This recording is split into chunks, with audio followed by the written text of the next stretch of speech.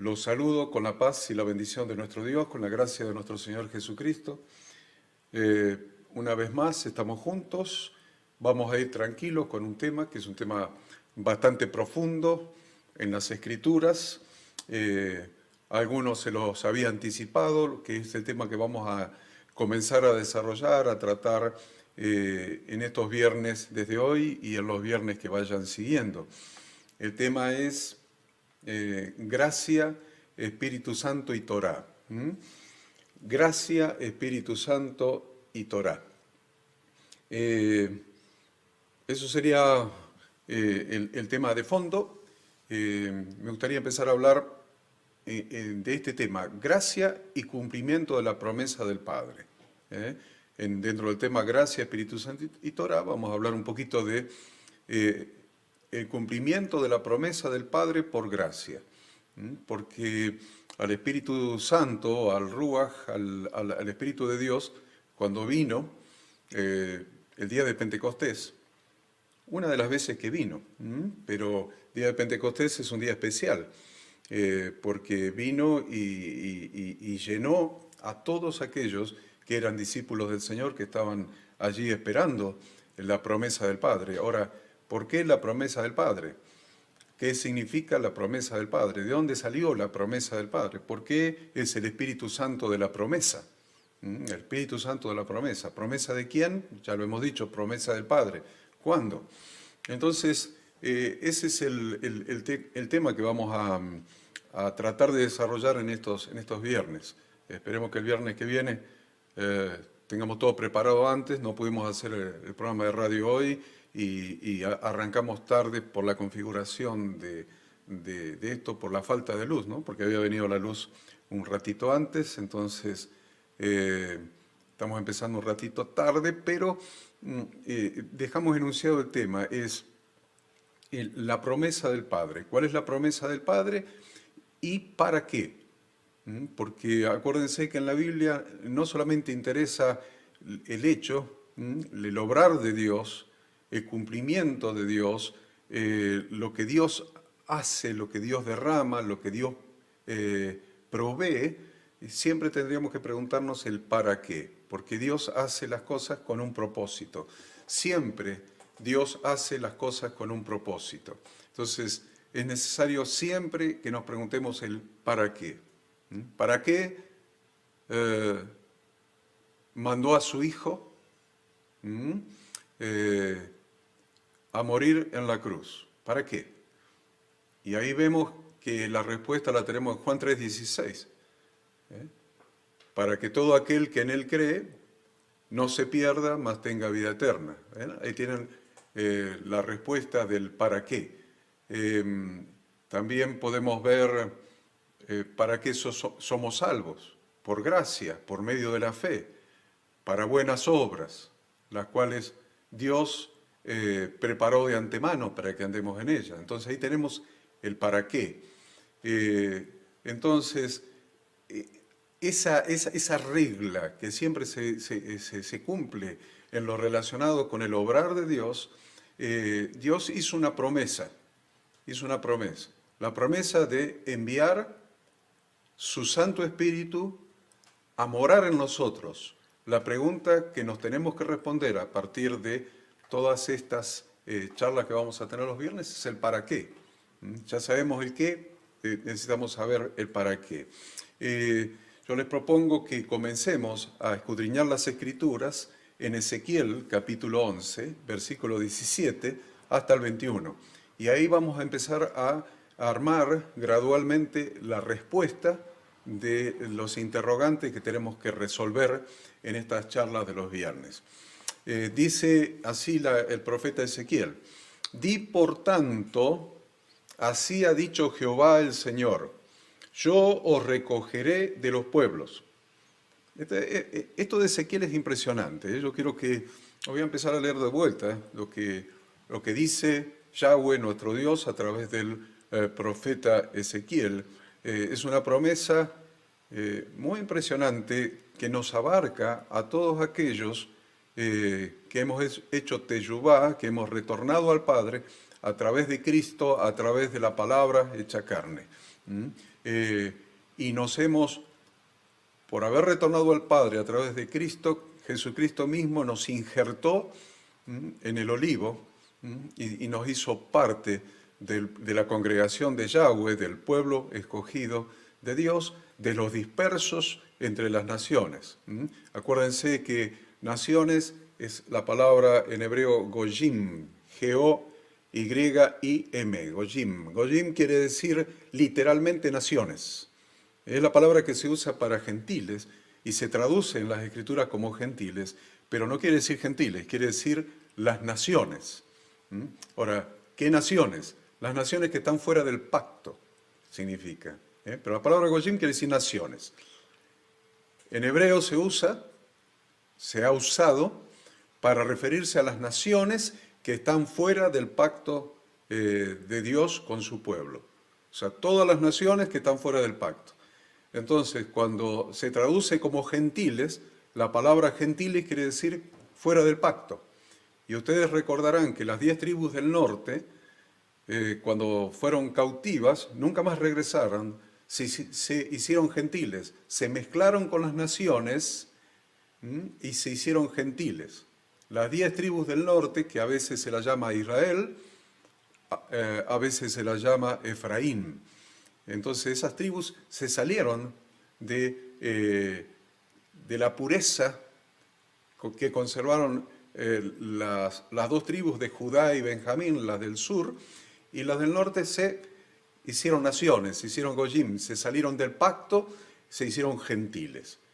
Pero Dios hace una promesa para todas esas naciones, para todas esas gentes mezcladas entre las naciones, que hoy no se sabe quiénes son.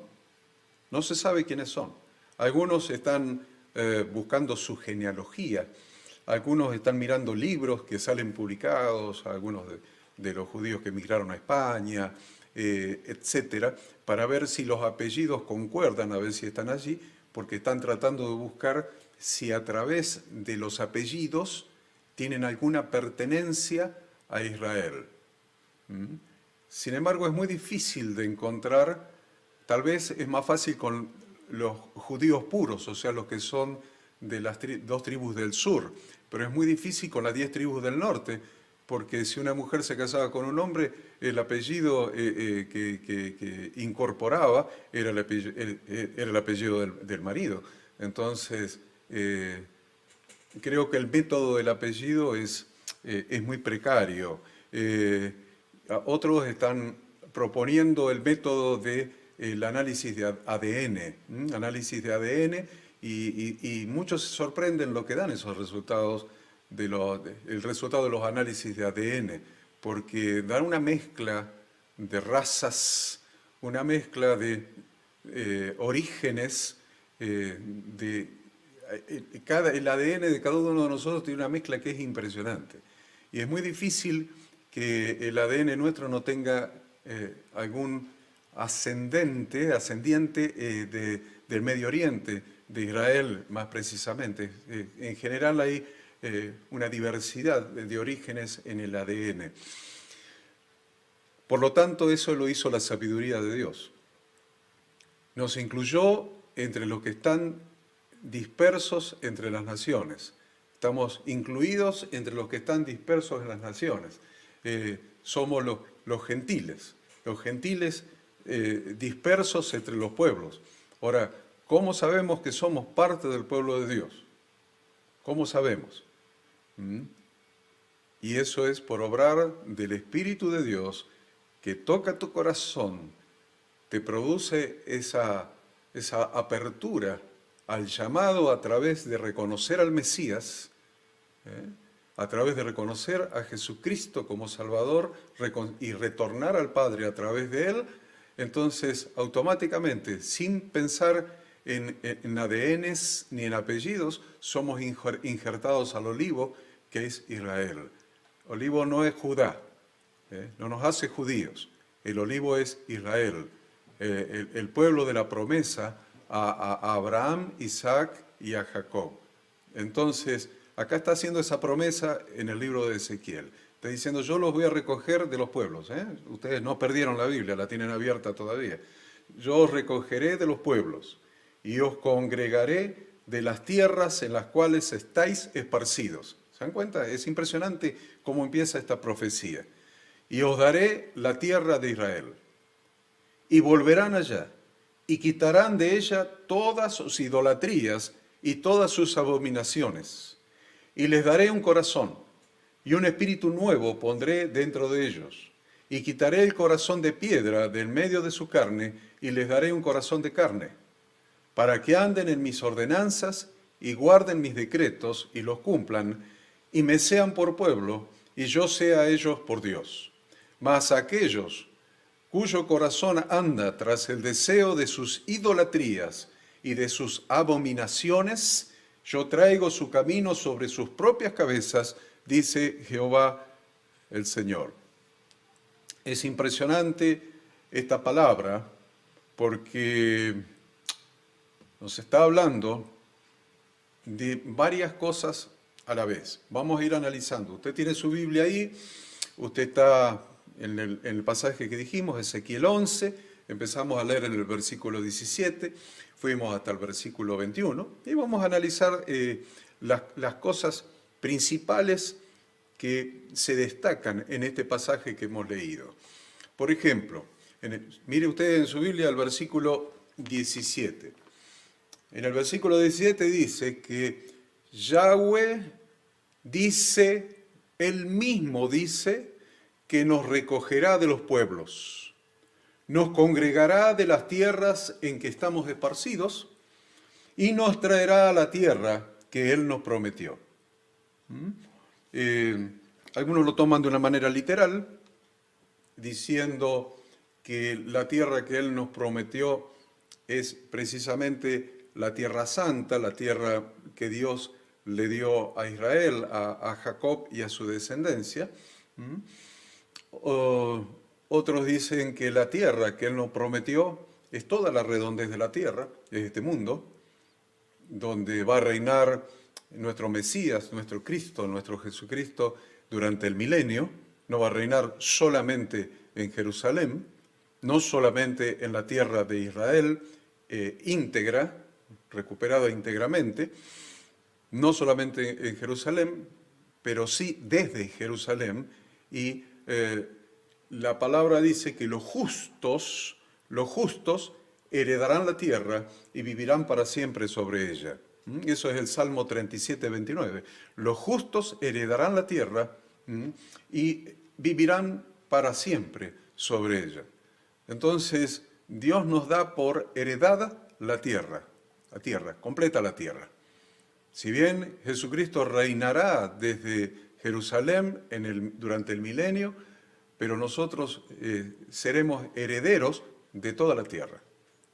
Y Él dice, nos va a recoger de los pueblos, de entre los pueblos, y nos va a dar la heredad que Él prometió, la tierra.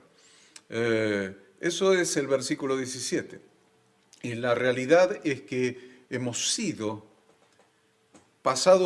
los pueblos han sido pasados por una zaranda y algunos han pasado por los agujeritos de la zaranda, unos pocos, un remanente, y ese es el remanente que la Biblia llama los justos heredarán la tierra.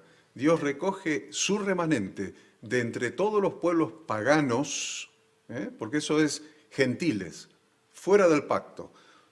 Dios recoge su remanente de todos los pueblos que están fuera del pacto, de todos los pueblos paganos, los recoge y los hace herederos de la tierra.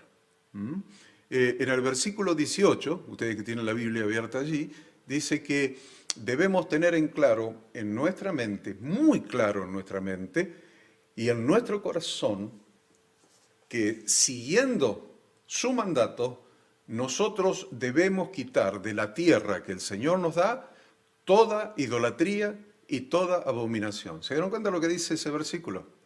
Dios, a veces nosotros pensamos que Él nos va a llevar a todos a vivir a Israel, a la tierra, a esa tierra especial que Él seleccionó para los hijos de Israel. Pero la palabra nos muestra algo más grande, que los justos heredarán la tierra. y tenemos una tarea que hacer en la tierra que el Señor preparó para nosotros y nos da un mandato. Debemos quitar de la tierra que el Señor nos da toda idolatría y toda abominación. ¿Saben lo que significa eso? Hay una sola manera de hacer esa tarea. La única manera de hacer esa tarea es ser verdaderos portavoces de Dios, verdaderos profetas de Dios, verdaderos portavoces de Dios, que de nuestra boca salga su palabra, como verdaderos portavoces suyos, como verdaderos profetas suyos. Dice Segunda Reyes 17:13, Jehová amonestó entonces a Israel y a Judá, por medio de todos los profetas y de todos los videntes, diciendo, volveos de vuestros malos caminos y guardad mis mandamientos y mis ordenanzas, conforme a todas las leyes que yo prescribí a vuestros padres y que os he enviado por medio de mis siervos los profetas. ¿Qué es lo que está diciendo aquí? Está diciendo que el Señor nos ha hecho sus sacerdotes, sus profetas, sus portavoces, siempre, acuérdense, lo que el Señor hace siempre es para algo, con un propósito. ¿Para qué nos ha hecho sus portavoces? Para quitar de la tierra que Él nos da toda idolatría y toda abominación. Y la única manera es hacerlo con la espada de su palabra, con el poder de la palabra de Dios en nuestros labios, siendo profetas de Dios, diciendo, volveos de vuestros malos caminos y guardad mis mandamientos y mis ordenanzas, volveos a la Torá, volveos a la instrucción de Dios, guardad mis mandamientos, guardad mis ordenanzas, conforme a todas las leyes que yo prescribí a vuestros padres y que os he enviado por medio de mis siervos los profetas. Hablando entonces, ya le agregó algo más, los profetas. Estamos hablando de lo que Jesús hablaba, de la ley y los profetas, la Torá y los profetas. También dice Ezequiel 33:11, diles, vivo yo, dice Jehová el Señor, que no quiero la muerte del impío. Es llamativo esto, ¿no? Dios dice, no quiero la muerte del impío, sino que se vuelva el impío de su camino y que viva. Volveos de vuestros malos caminos, ¿por qué moriréis, oh casa de Israel? ¿Se entiende?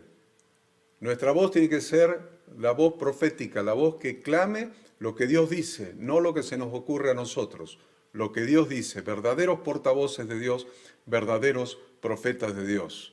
Por eso el apóstol Pablo en 2 Corintios 5:20 dice, así que somos embajadores en nombre de Cristo, como si Dios rogase por medio de nosotros, os rogamos en nombre de Cristo, reconciliaos con Dios. Ahí tienen la voz profética para este tiempo. Ahí tienen la voz profética, es la manera de limpiar la tierra de toda idolatría y de toda abominación, siendo portavoces de Dios. Estudiábamos esta semana y la pasada en la facultad bíblica la lección de el sonido de la trompeta de Dios. Y si la trompeta tiene sonido incierto, ¿quién se preparará para la batalla? Nosotros como portavoces de Dios tenemos que dar el sonido exacto para este tiempo. Y el sonido para este tiempo sigue siendo santidad a Jehová, sigue siendo camino de santidad, sigue siendo quitar toda idolatría y toda abominación y volvernos a guardar los mandamientos y las ordenanzas de Yahweh. Y es como si Dios estuviera rogando a través nuestro al mundo, reconciliados con Dios. Porque Dios no quiere que el impío perezca, quiere que el impío haga teshuvá, que retorne al Padre, que produzca a través del arrepentimiento y del cambio de actitud, pueda ser salvo, pueda retornar a Yahweh. Por eso nosotros como portavoces decimos, reconciliaos pues con Dios. En este tiempo somos portavoces en dos direcciones, y esto es importante que Adrián lo tome nota. somos portavoces en dos direcciones, hacia el mundo y también hacia nuestra tierra. Estamos hablando de nuestra tierra. Bien, somos portavoces hacia el mundo y también hacia nuestra tierra, que es la iglesia, la congregación de Yahweh Dios. Entonces, a veces pensamos que somos portavoces para el mundo, para los impíos. También somos portavoces para nuestra tierra, para la iglesia. Si ustedes miran con detenimiento el texto que leímos en Ezequiel 33:11, ustedes van a ver la pregunta al final, y la pregunta al final no está dirigida a las naciones gentiles, a las naciones fuera del pacto. La pregunta final es: ¿por qué moriréis, oh casa de Israel? También tenemos una voz profética, y yo les diría que en este tiempo, principalmente, tenemos una voz profética hacia nuestra tierra, hacia la congregación de Yahweh Dios, hacia la iglesia. Los versículos que quedan allí, el 19 y el 20, para poder hacer nuestra tarea sacerdotal, nuestra tarea de siervos de Dios, nuestra tarea y nuestra misión profética de ser portavoces de Dios, para poder hacerlo, Yahweh promete darnos un corazón y poner dentro de nosotros un espíritu nuevo. ¿Se dieron cuenta? Versículos 19 y 20. Yahweh promete darnos un corazón para poder contener su espíritu, porque el corazón de piedra no sirve. Se necesita un corazón tierno, un corazón compasivo, un corazón de carne. Entonces, ¿qué hace Dios? Te voy a dar un corazón que pueda contener mi espíritu, que pueda contener todo el amor que fluye de mi espíritu. Entonces dice, promete darnos un corazón y un espíritu nuevo, poner dentro de nosotros, quitando el corazón de piedra y dándonos un corazón de carne. ¿Para qué? Y siempre está el para. Acuérdense del para que andemos en sus ordenanzas, para que andemos en sus ordenanzas y guardemos sus decretos y los cumplamos. Miren qué interesante. ¿Para qué? Para que andemos en sus ordenanzas y en sus decretos y los cumplamos.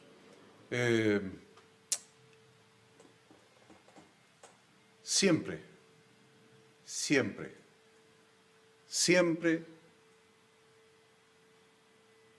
la teyubá es retornar al Padre a través de la obediencia a sus ordenanzas, mandamientos, estatutos y leyes. Siempre. No hay alternativa. Yo sé que se ha jugado mucho con esto, principalmente en los últimos probablemente 30 años, tal vez un poquito más.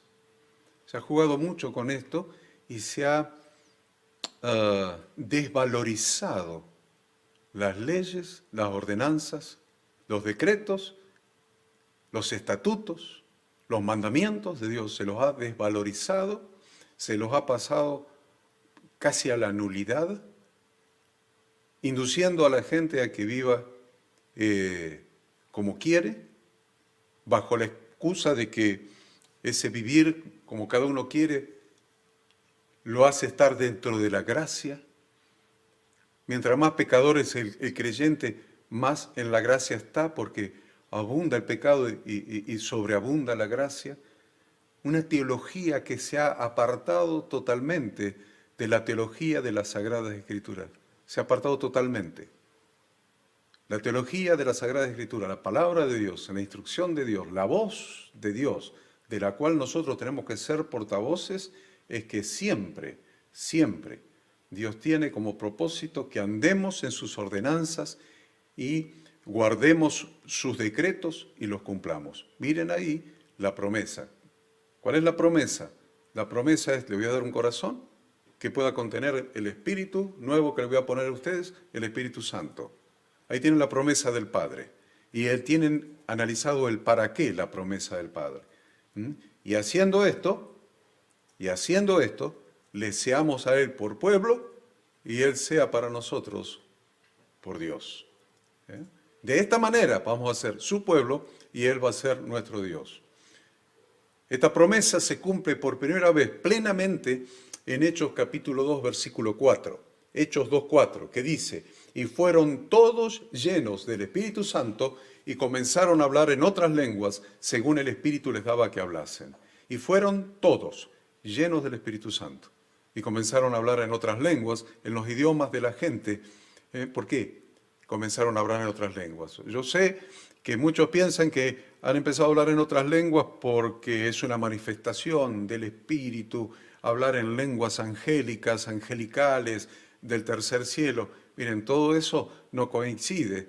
Si usted estudia en serio la Biblia, estudia en serio, de verdad, con un corazón dispuesto a aprender, con un corazón de discípulo, un corazón enseñable, se va a dar cuenta de por qué hablaron en lenguas según el Espíritu le daba que hablase. Lenguas, en este caso, es la palabra griega dialectos, con K, dialectos, o sea que las más de 60 procedencias lingüísticas de todos los judíos que habían venido a adorar a Jerusalén en el día de Pentecostés, en la fiesta de Pentecostés, ellos hablaban esas lenguas y cada uno lo escuchaba hablar en su propio idioma.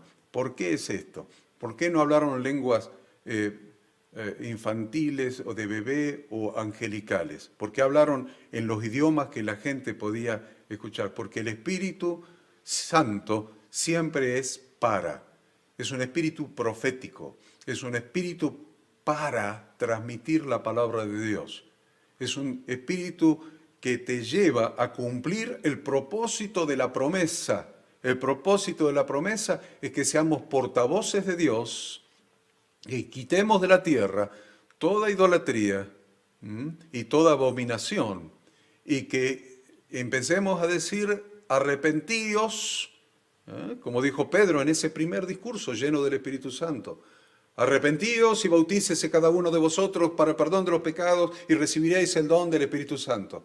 Ese arrepentíos es hagan teyubá, retornen al Padre, den la vuelta, retornen a la palabra, retornen al Padre a través de Cristo, bautícese cada uno y van a recibir el regalo del Espíritu Santo. Eso es el sentido. El sentido no es que hablemos lenguas angélicas, porque a los ángeles no los vamos a convertir. Los ángeles escuchan la palabra de Dios, en vivo y en directo. A quienes tenemos que transmitir la palabra de Dios como portavoces, como profetas de Dios, es a la tierra que el Señor nos ha prometido, hacia afuera, a las naciones, a los impíos, pero fundamentalmente en este tiempo, santificar la iglesia. Quitar de la iglesia, quitar de la tierra que Él nos da, que Él nos prometió, quitar toda idolatría y toda abominación.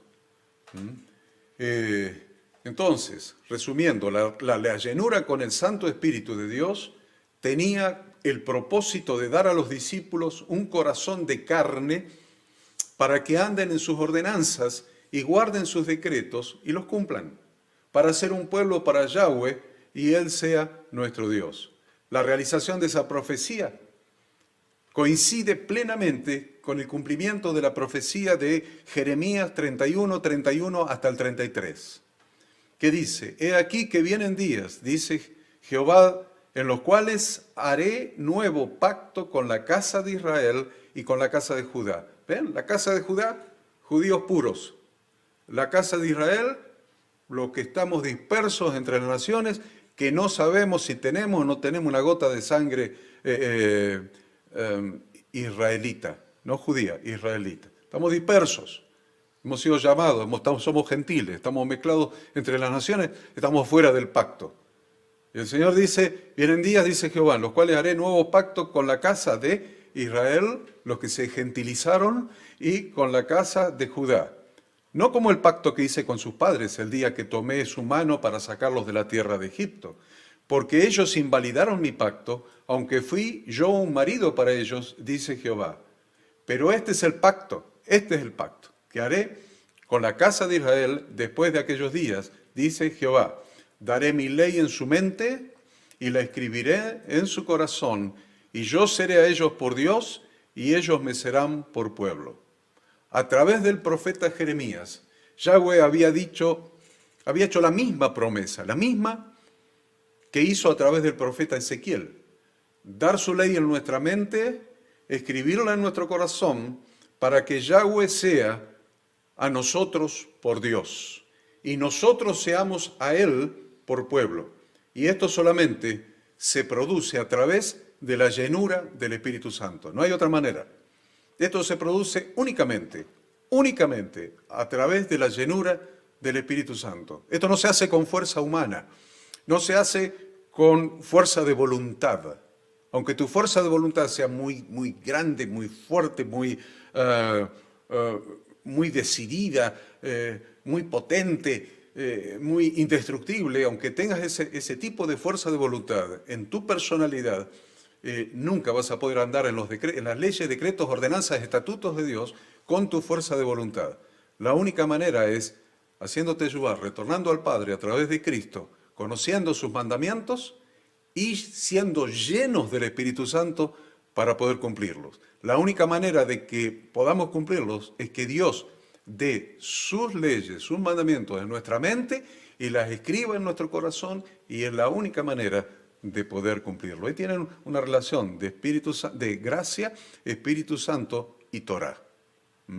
El versículo 21, que es el último que leímos recién, nos dice que aquellos cuyo corazón anda tras el deseo de sus idolatrías y de sus abominaciones, aquellos cuyo corazón anda tras el deseo de sus idolatrías y de sus abominaciones, Dios trae su camino sobre sus propias cabezas. Estamos viviendo un tiempo en el que los miembros de las congregaciones andan tras el deseo de sus idolatrías y de sus abominaciones. Y ya no estamos hablando del mundo, estamos hablando de las congregaciones, de la congregación. Este es el tiempo que estamos viviendo. Por eso en este tiempo es necesario que el Espíritu Santo nos llene de la Torá de Dios, de la palabra de Dios, para que al abrir de nuestra boca hagamos el trabajo de sacar de la tierra que Dios nos da toda idolatría y toda abominación. Este es un tiempo en el que están creciendo juntos el trigo y la cizaña, no solamente en el mundo, sino también en la religión cristiana. Mira lo que digo, también en la religión cristiana. Muchos se están preguntando qué es lo que deben hacer en este tiempo, con esta realidad tan dura. Dice la Escritura en Mateo 13:40, de manera que como se arranca la cizaña y se quema en el fuego, así será en el fin de este siglo. Enviará el Hijo del Hombre a sus ángeles y recogerán de su reino a todos los que sirven de tropiezo y a los que hacen iniquidad. Y los echarán en el horno de fuego. Allí será el lloro y el crujir de dientes. Entonces los justos resplandecerán como el sol en el reino de su Padre. El que tiene oídos para oír, oiga. De este pasaje, de las palabras de Jesús, tenemos mucho que aprender, mucho. Hay varias enseñanzas que vamos a extraer. Vamos a hablar específicamente. Recogerán de su reino, lo que Jesús está llamando cizaña, recogerán de su reino a todos los que sirven de tropiezo y los que hacen iniquidad. Y es un tema que vamos a tratar el viernes que viene, en la charla que vamos a tener como esta, el viernes que viene a las 19 horas. Y vamos a analizar bien profundamente este pasaje, estas palabras de Jesús, quiénes son las cizañas, a quiénes los ángeles recogerán de su reino, quiénes son los que sirven de tropiezo y los que hacen iniquidad, porque no estamos hablando del mundo, estamos hablando de adentro de la iglesia.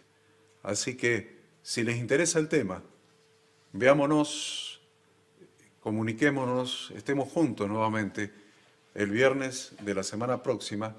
En este momento yo los bendigo en el nombre de Dios, que Dios haga resplandecer su rostro sobre ustedes, los llene de sabiduría y de paz.